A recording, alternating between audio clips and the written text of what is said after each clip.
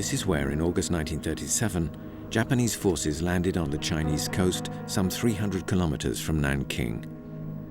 In those days, there was just the sea and miles of swamps. Today, it's one of the several industrial zones surrounding the city of Shanghai. Before moving on to the capital of Nanking, the heart of China for over a millennium, the Japanese had planned to take over the city and port of Shanghai, China's richest and most productive city. Japanese military strategists believed Shanghai would fall in only 8 days. They were wrong. Despite constant bombardment and fierce combat, Chiang Kai-shek's Chinese troops resisted for over 3 months. But in the face of Japan's overwhelming air and ground superiority, Shanghai eventually fell. Troops loyal to Chiang Kai-shek withdrew to Nanking, others even further inland. The roads leading to the Chinese interior and the capital Nanking were eventually flooded with hundreds of thousands, then millions of fleeing civilians.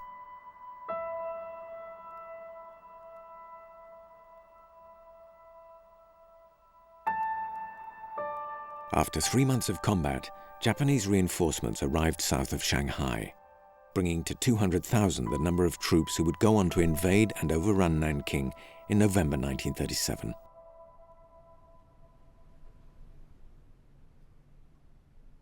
"300 kilometers separated the two great Chinese cities, and it took troops a month to complete the arduous march to Nanking.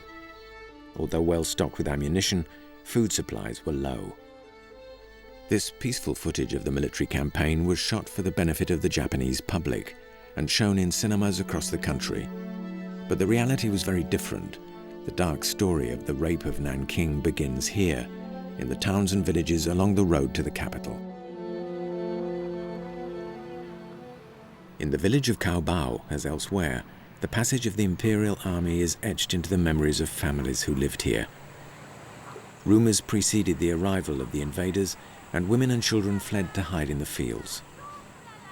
The 36 men of the village held out for 2 days before being summarily rounded up and burnt alive. Cao She-yuing was 10 years old at the time. Nhiều cái siêu như ai bỏ, nhiều cái siêu như ai bỏ, hàng cái cuối ác cái ai bỏ, số là cái to dữ lệ, cái sự ta u cho đây là cái to dữ lệ, cái chuyện đó coi như phải to dữ phải học thế, hay thế là chỉ xem là to học thế cái này, to cái chi dữ khó so.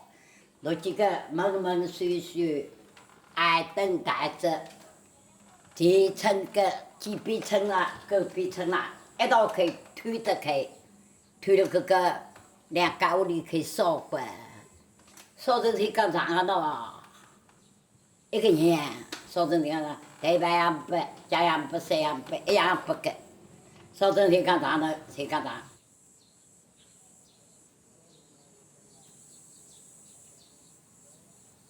Michiharu Akai was a Japanese soldier on the road to Nanking. He's now 94 years old. After the war, he returned to the family farm, where he has lived ever since. On the right is Tamaki Matsuoka, a Japanese teacher who, along with increasing numbers of Japanese, is outraged by the government's refusal to acknowledge the atrocities committed in Nanking. For the last 15 years, Matsuoka has been tirelessly collecting the testimonies of Nanking veterans.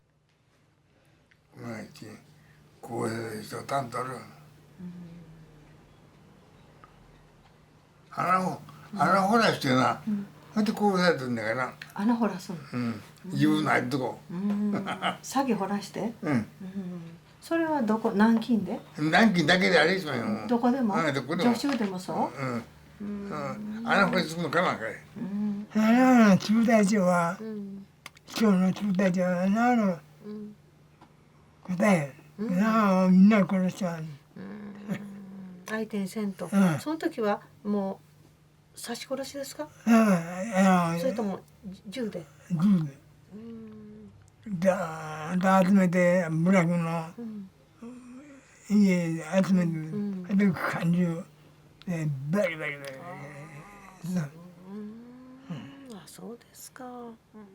それが女性作戦だったな。Nanking. In the foreground, the walls that encircle the city for more than 30 kilometers. Japanese combat planes flew over Nanking for several months, bombing the city and dropping leaflets inviting the population to rid themselves of Chiang Kai-shek and let the Japanese restore order, morality, and justice. These images were shot by an Italian and an American reporter just before the fall of the city.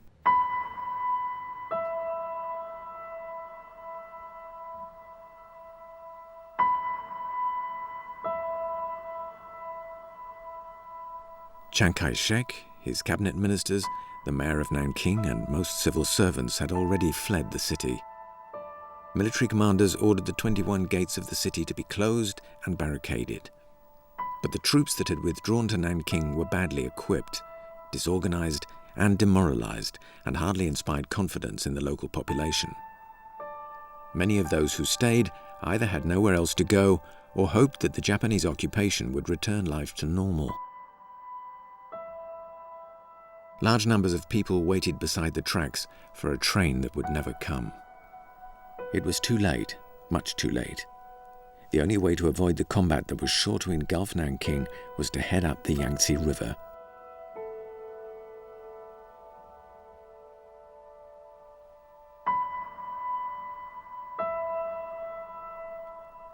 Only the Japanese embassy remained open.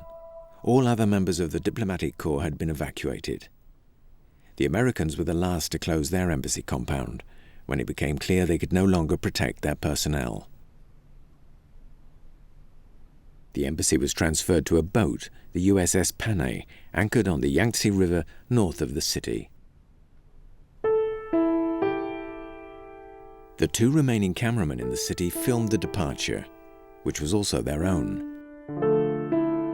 2 days later, the floating embassy headquarters on the Yangtze River was bombed by the Japanese Air Force, arousing the anger of the American government, which was only increased by the arrival of the cameraman's images in the United States.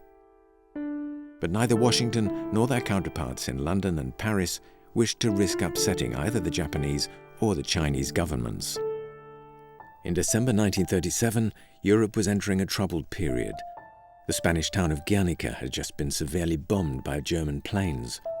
What was happening or about to happen in Nanking was a low-priority issue for the West. By December 8, 1937, Nanking was totally surrounded by 7 army divisions. The Japanese Navy also controlled the Yangtze River. Now, 1 month into the campaign, Japanese commanders were competing to be the one to take Nanking. Although the real objective was to colonize China, Emperor Hirohito's soldiers were convinced they were on a divine mission to make Nanking, and eventually all of Asia, bow to the superior power of Japan.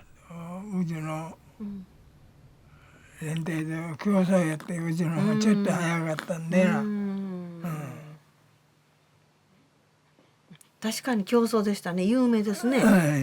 16師団長の日記にも書いてますね。Once surrounded, the city was subjected to a deluge of bombing attacks. On the 9th of December, an ultimatum was issued to Chinese military commander General Tang, in charge of the troops that had retreated to Nanking. If the Chinese refused to surrender, their city would be totally leveled. Chiang Kai-shek hesitated until it was too late. 100,000 Chinese troops were trapped inside the walls of a city they hardly knew, although General Tang and his staff were able to escape.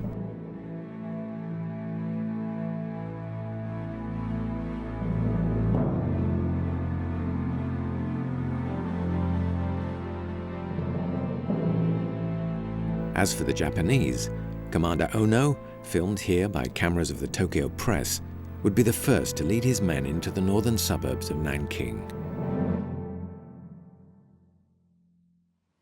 で、崩れた上を登って。で、歩兵が一斉歩兵で、それで持ってきゃ嫌やわ。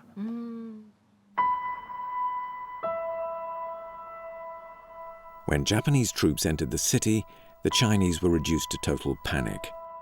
Thousands of soldiers immediately surrendered, Others discarded their uniforms and tried to blend into the civilian population. But the vast majority rushed to the northern edge of the city, hoping to climb over the walls and reach the Yangtze River. How many attempted to cross the icy waters of the Yangtze? Perhaps as many as 50,000. At Nanking, the Yangtze is over 1.5 kilometers wide, and there were no more boats available. Those that made it to the river were cut down by Japanese naval guns. It was a massacre, or rather the beginning of a massacre that would last for several weeks.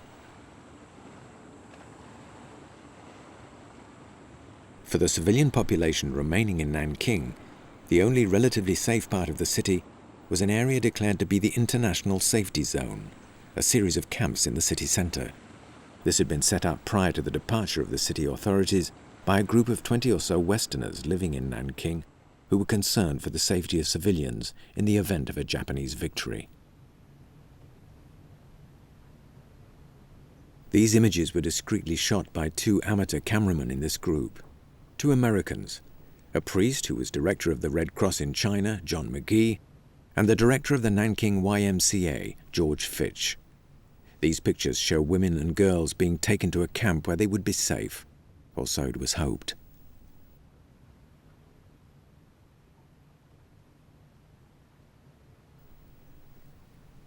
Before their escape, Nanking civil authorities had provided the Westerners with access to provisions of rice, flour, and combustibles. Holding out a few days was possible, a few months was unthinkable. The safety zone included several schools, the university, a hospital, embassies, and this private girls' school where almost 4,000 women and children would soon be sheltered. 200,000 more people would soon flock into the zone.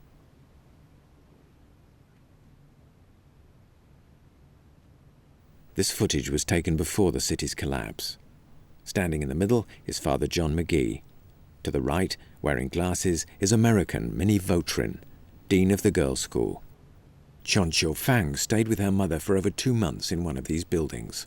有一天啊，这个黄小姐就到楼高讲，她说你们啊，救你们中国人，怎么救呢？她说明天要开2汽车，男人呢在我们营上，你们可以扔给，抱着小孩子扔给，扔个人等于救你们一个中国。哎，小孩子爸爸啦，说我的妈啦，说我的老子啦，这样子下降，从9个人下来，我第二天勾着来2汽车人，2汽各式各样的人，我在窗户里头看着，我们不敢下去。哎，有人抱着小，哎呀，救救啊，把娃抽出来。有的老太太说，你狗狗啊，你怎么到这个啦？那就2汽车人救的不少。 It all happened here, outside these buildings. But few of the Chinese soldiers hiding in the international zone escaped death. Neither Minnie Vautrin nor any of the other Westerners were ready for the dreadful turn of events. On December 16th, after only 3 days' occupation, John McCallum, another member of the group, wrote in his diary, "Rapes, rapes, and more rapes. We counted 1,000 rape cases last night, and more today." Any resistance is met by a bullet or a bayonet. You have to believe that the entire Japanese army is allowed to do whatever it wants.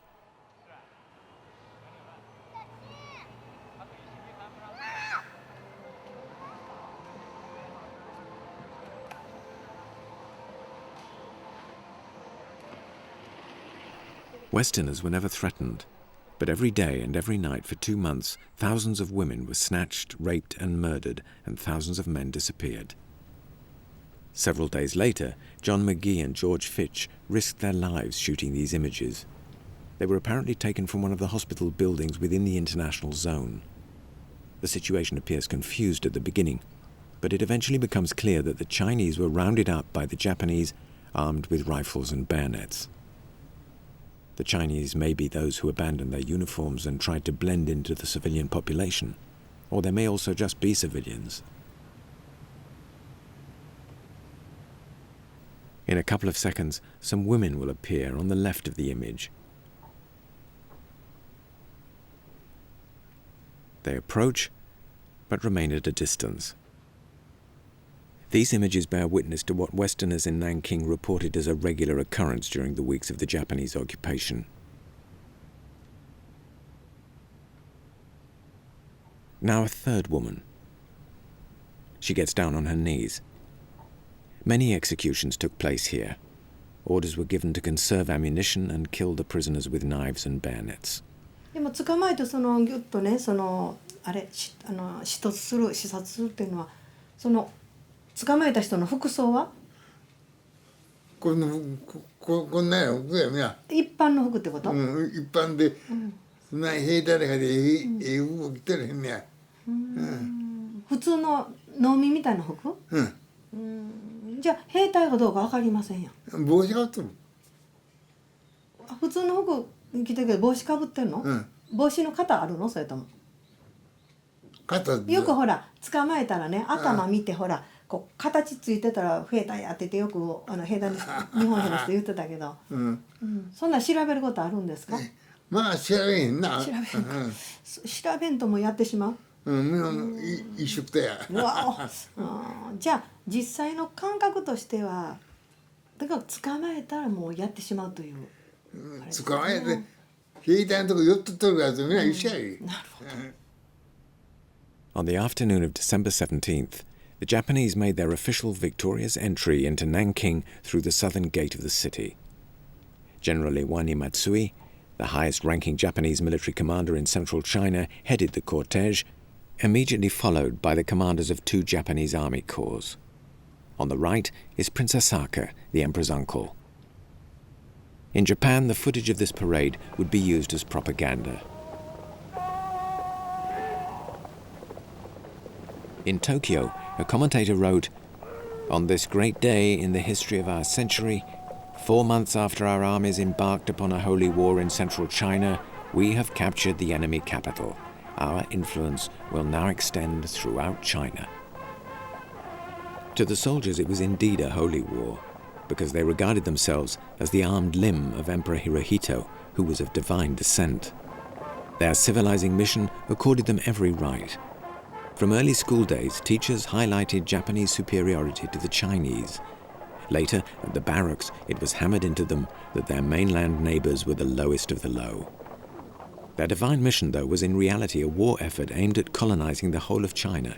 In less than 5 years, 2,600,000 Japanese civilians would be settled in China. It was vital that they take the capital, Nanking. The brutal military occupation that followed would serve as a warning to the rest of the country. Before the end of this same day, more than 13,000 Chinese prisoners were transferred from these barracks, where they had been held for several days on the outskirts of the city, and were summarily executed. Kurihara was a young Japanese officer who accompanied the Chinese prisoners to their death.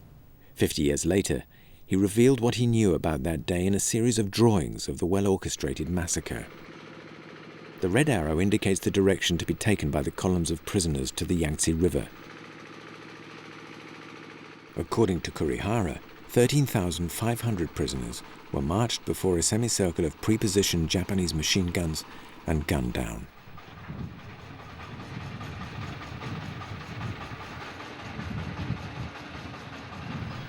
In the notes accompanying his drawings, Kurihara wrote that it was impossible to feed so many prisoners. 4 years earlier, in January 1933, the prisoners' chapter of a Japanese infantry training document concerning combat methods in China specifically justified killing prisoners as a possible and inconsequential way to handle the problem, since civil records of births and deaths did not exist in China.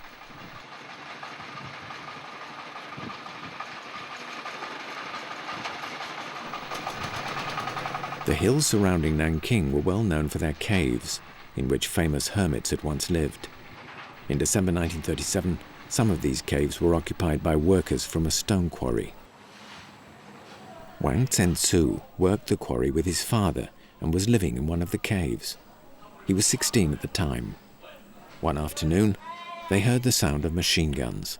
这会2个年轻人他没抓住他，他就起来一滩都没，捋着江面就跑到张白渡那个地方，那咱们都有条路就通这个大毛洞，通着我们那个山东那个地方，跑到我们那个地方去了。跑上地去一看，跟两个血人一样，那怎么办呢？就搁死尸身上，给他扒的衣裳给他穿上。他把详细情况他讲，不然我也没个给看，他讲那么详细。对，详细情况你就是什么样的？再详细一点跟我们讲一下好了。他详细情况怎么讲呢？他讲的不开始打过之后呢，枪打过之后，他不都打都趴倒吗？沿着这刺刀，沿着啥，沿着这扎，一含糊他就扎死了，不含糊呢就那，正好这啥都把扎过之后呢，他就那么那撒汽油给他烧了，一烧这一下亮光提亮的都那个，这两个人呢，他就爬来一看东北，走那江面一看东北跑了他就捋那个江面，那有条路就通着我们那个大毛洞那个地方去。That same afternoon, General Matsui and his army commanders made their way to Japan and to the Emperor's palace. He had the honor of proudly delivering the 3 banzais, symbol of the Japanese victory.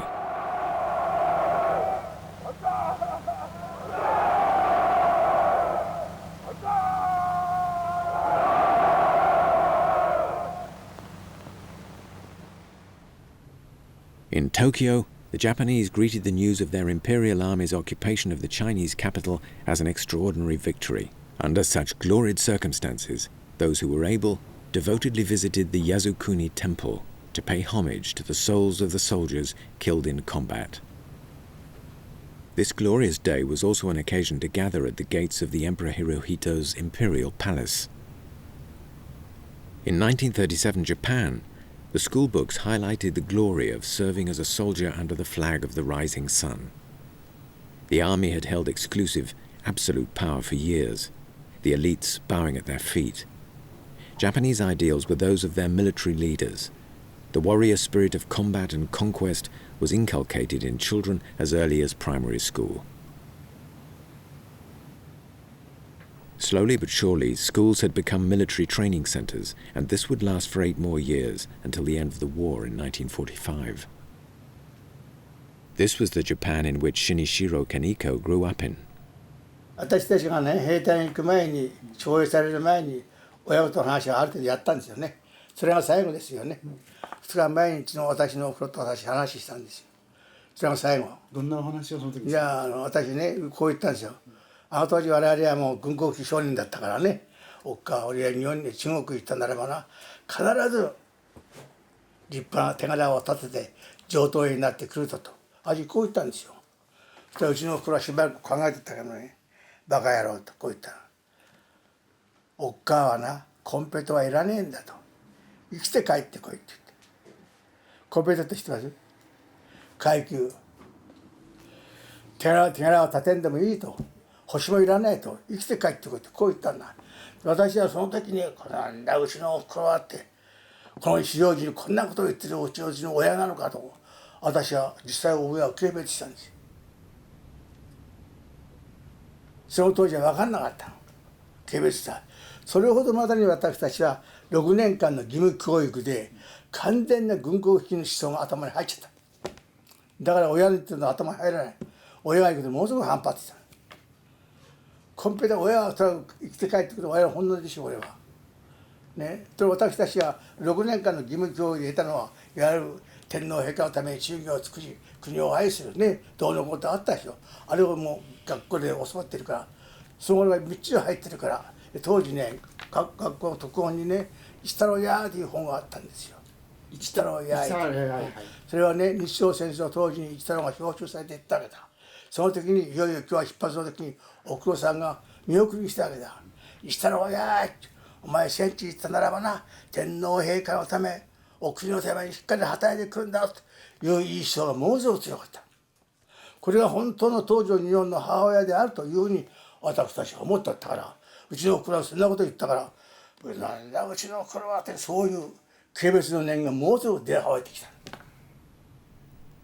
Since their victory over Tsarist Russia in 1905, the Japanese had developed an insatiable appetite for military conquests. Korea in 1910, then Manchuria in 1931, now central China and Nanking, Shanghai and Peking. After their attack on Pearl Harbor in 1941, all of Southeast Asia had succumbed to Japanese domination. By 1943, their empire extended west to the gates of India and to Australia in the south. 赤井さんはほら戦争前言ったら満州でおったから、まあ、当時上等兵だったかな、上等兵、ね、上等兵で前言ったら経験者じゃないですか、ところがほら若い兵をね最初こう一つ訓練っていうのをこの前ほら若い兵の時一つ訓練をしたっていう話されたつく訓練っていうかつくっていうことつく訓練な、そんなん初めてねみんなこうつかされるわけでしょ。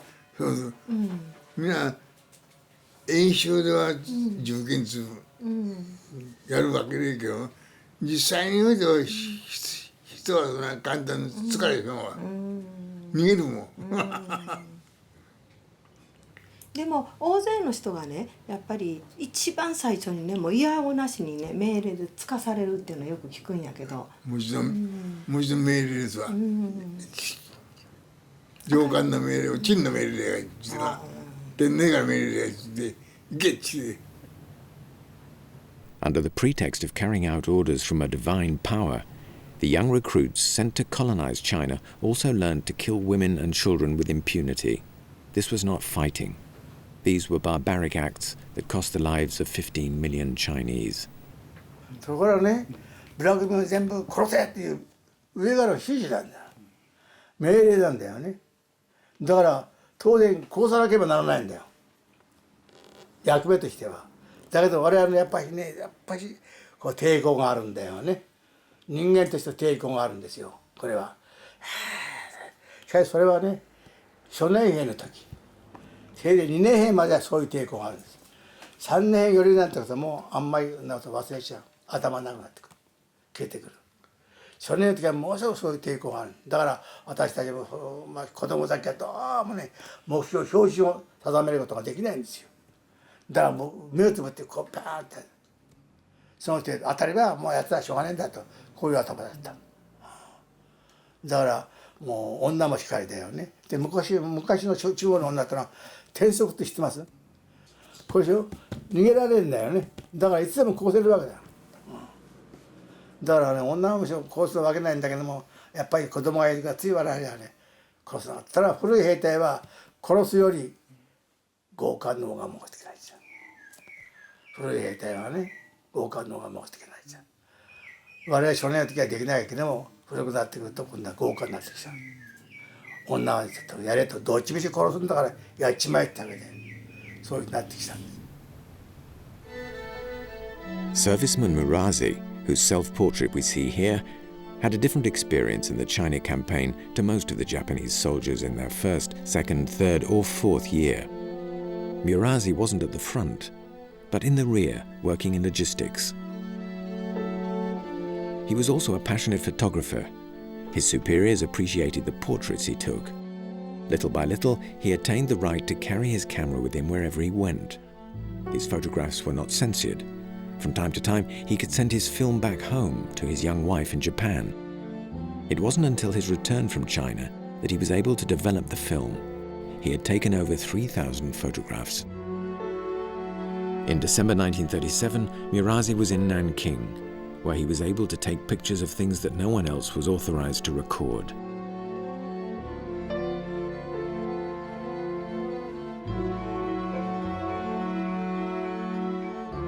Murazi's photographs were not published until the late 1980s, around the same time as Kurihara's drawings. It was during that same period that Nanking suddenly dropped out of Japanese school books, and militants like Matsuoka began to record the recollections of Nanking veterans, collecting oral accounts as well as drawings and writings.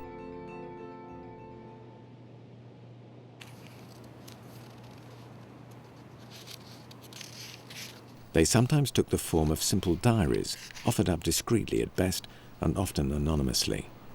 On December 14th, 1937, the day after the fall of Nanking, the soldier who had given his diary to Matsuoka wrote, "I witnessed the execution of soldiers.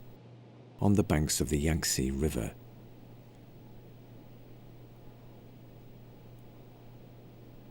On the banks of the Yangtze River, I witnessed the execution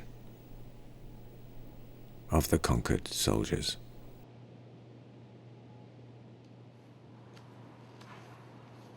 All the soldiers carried a little notebook like this one in their pockets. Besides information on their military service, the opening pages included the orders given by the emperor. On January 20th, 1938, another soldier wrote, "My section placed the Chinese prisoners onto a barge and carried them up the Yangtze River. There were 1,300 of them, crammed into the barge like sardines, suffocating, then cut down by machine guns. There was blood everywhere. The water in the river became completely red. They were all killed. Sailors watched what happened from the boats. Even though they were the enemy, I couldn't help but pity them. In the city, we saw half-burned bodies. The dead were everywhere. We saw plenty of abandoned uniforms and guns. We began cleaning up the city." To this day, the tragedy of Nanking has remained an extremely sensitive topic in Japanese society. It is such a painful and complex chapter of history that former soldiers, more often than not, prefer offering their testimonies anonymously, like in those two notebooks. At the end of December 1937, Japanese soldiers were authorized to organize New Year celebrations in occupied cities such as Nanking and others. Like in their home villages or towns, there were plenty of rice cakes and also plenty of alcohol.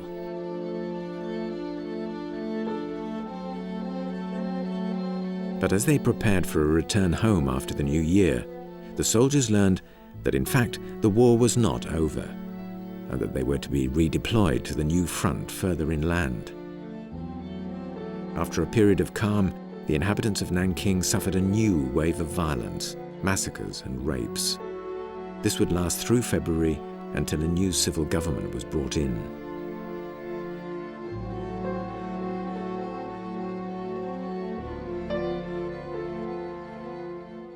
人还没回来呢，我父亲嘛就跟人老早就回家玩到米来，他们说我捡个瓶，我出去找小饼子，捡个瓶里头捡那个蓝娃的小衣裳装，先装个蓝娃，跟我父亲到阳宫里来挖米。有时候我们家房子跟人家撬开，回家敲门去，这样子的关系。结果呢，这回来，人家带着小孩子要好这个，我父亲就偷走走到大华店门口啊，看见过个十几个日本人，头上戴个红帽子，手呢夹着杯子，手背上刀大刺刀在这基本上搞得画的水红的，那我看着不敢看。回去不好回去，人家告诉过我们，有人家走过的，他日本人喊了，你就要站住，你往回跑，他晓得，他说你是坏人，你晓得，我们就走了，一直走到那个淮海路口。Because food stocks were rapidly disappearing, and the Japanese refused to allow supplies shipped from Shanghai to enter the international zone, most of the families had to sneak in and out of the camps to find something to eat, even at the risk of running into a Japanese patrol, like the one which Hisashi Kato met. 挑発に行きましたか？挑発行きました。どんなもん持ってきました？挑発言うとかで、今から言うたらみんな誰も同じこっちゃけど、女と、それから金目のものね、そんなのを挑発したりして、とにかくまあ、兵隊のことやから、挑発って言うたらもう女挑発するしかないねえから。どんなとこに隠れてました？いやもうどこにでも。例えば？長持屋とかね。長持。そんなところに隠れとったわけやな。で捕まえるわけ。で捕まえたらどうするの？いやもう強姦したり無理好き放題なことをしたからね。何人ぐらい南京では何人ぐらい捕まえました？いや何人ぐらいだもんな、数分かりませんわ。いつも？毎日？毎日です。ああそう。女の人は抵抗しなかった？いやしやへんよ。なんでやろ？いやもう怖いからもう、殺されてまうもん。じゃあ殺されることはあるわけ？あります。言うことからんだら殺します。殺したことある？あります。あそう。どんな？どんな人？いやどんな人で。若い子？いや女やからね。みんなで押さえつけたりはあったの？そんなことあらへん。もう怖がってるってこと？そう。それはもう兵隊に捕まえられたら強姦されるということは覚悟の上、あとは殺されることはもう知っとんねやからね。軍隊の兵隊はみんなしてました？それはもうみんなして強姦を。強姦みんなしてまう、全部してまう。それはもう各人が2、3人でとにかく一人で行くことないんやからね。Every day, women and sometimes even very young girls entered the health center run by Westerners. Some were seriously wounded. With their amateur camera, George Fitch and Father John McGee continued filming, hoping that their images could one day be used as proof of what had taken place here. Nanking had been completely isolated from the rest of the world for more than 2 months. Fitch would leave Nanking with the film reel sewn into the lining of his coat.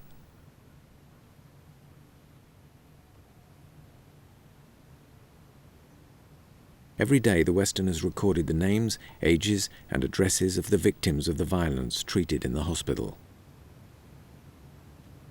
They also deposed daily letters of protest at the Japanese embassy, which included reports such as this. Thursday, December 16th. This afternoon, a woman was raped in this house at 11 Mokan Avenue. 7 other soldiers entered the Nanking University Library. They took 7 women away with them. 3 were raped before they left. More than 11 rapes were recorded today. Saturday, December 18th. Several girls were raped in this house. One was 17. She's dead. Another girl was raped by several soldiers at number 5 of the same street. Monday, December 20th. At 3 o'clock this afternoon, 3 Japanese officers entered the camp office at the primary school on Hankow Avenue. The personnel spoke with them through an interpreter. They forced everyone to leave except for 2 women, whom they raped there in the office. Friday, December 30th.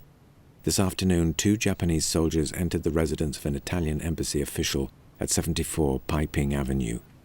They took away 2 women and stole $100. One of the women was released, the other never returned. Sunday, January 29th. 3 women were raped in this house. A little further down the street, a young girl who had left the zone to buy some flour was caught by the Japanese.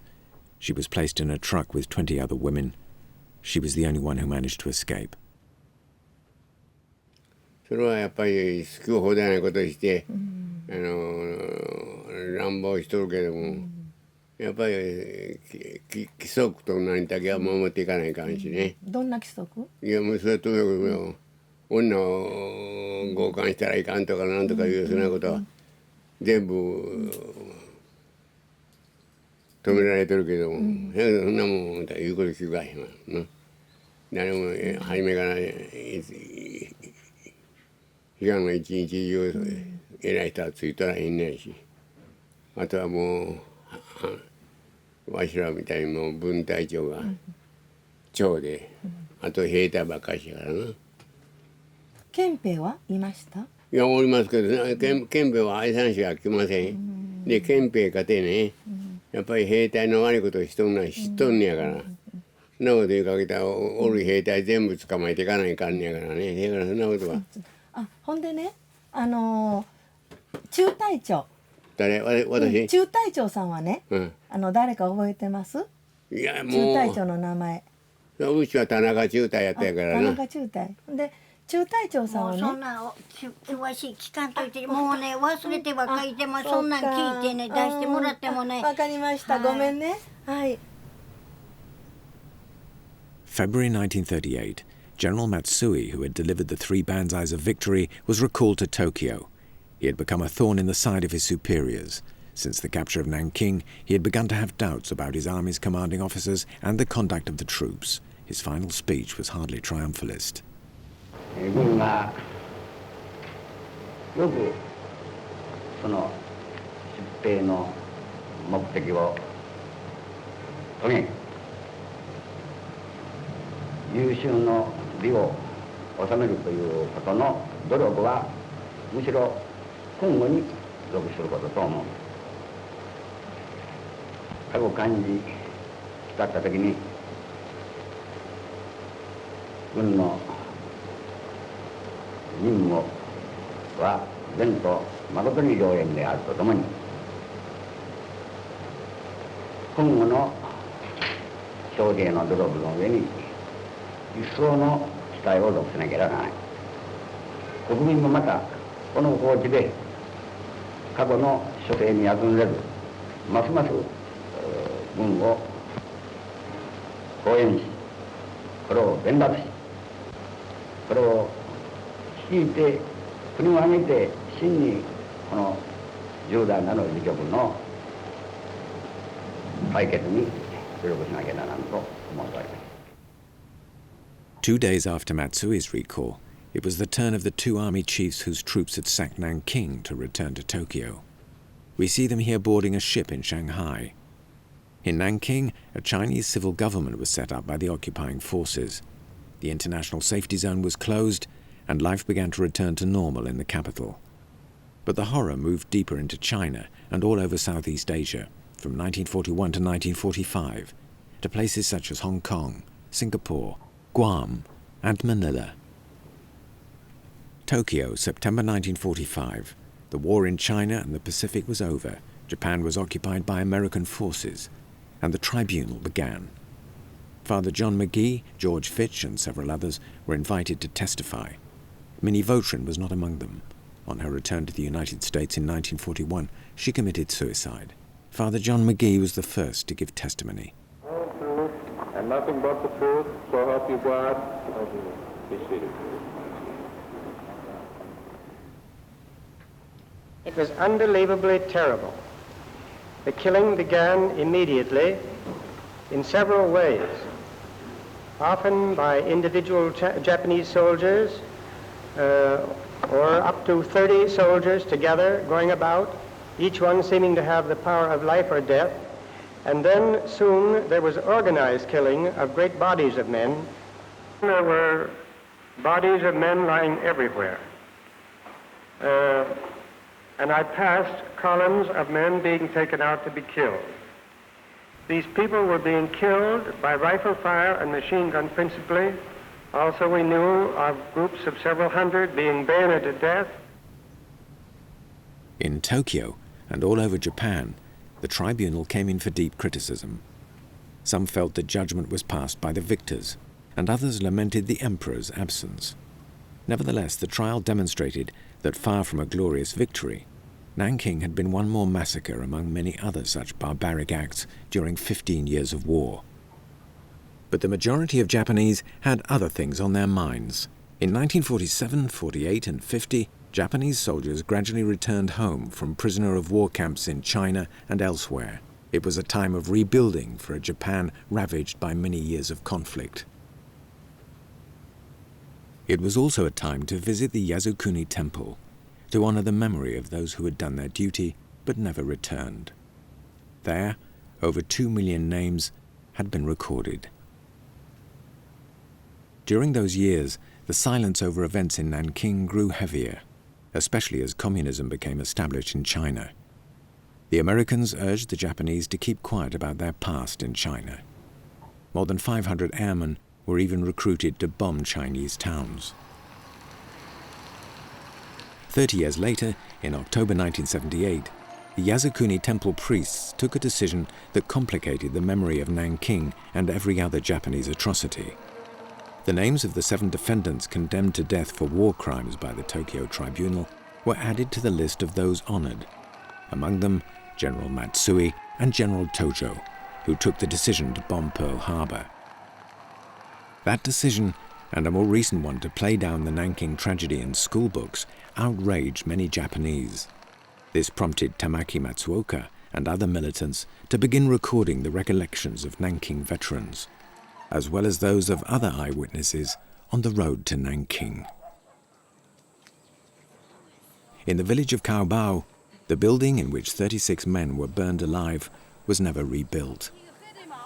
Buried together because the families were unable to identify them, they thus became errant souls. Today, the villagers feel only guilt. 4 members of Bao A Feng's family were murdered.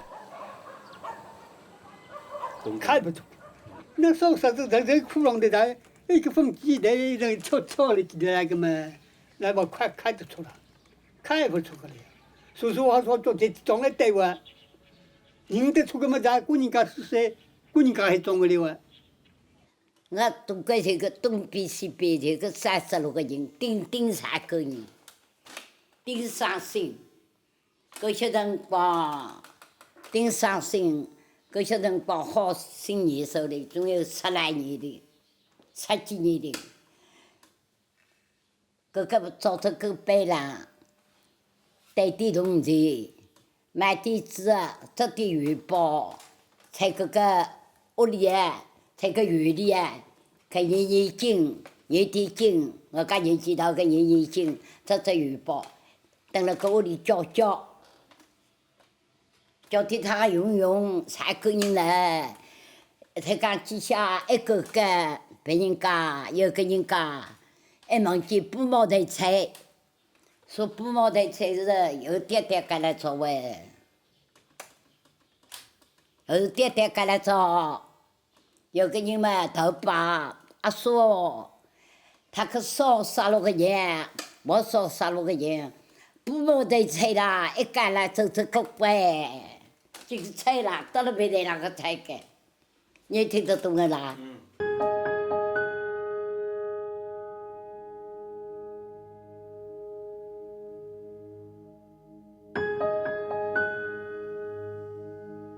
In the villages and towns, on the road between Shanghai and Nanking, along the Yangtze River and elsewhere, the older generation remembers the passage of Japanese troops like a destructive tidal wave.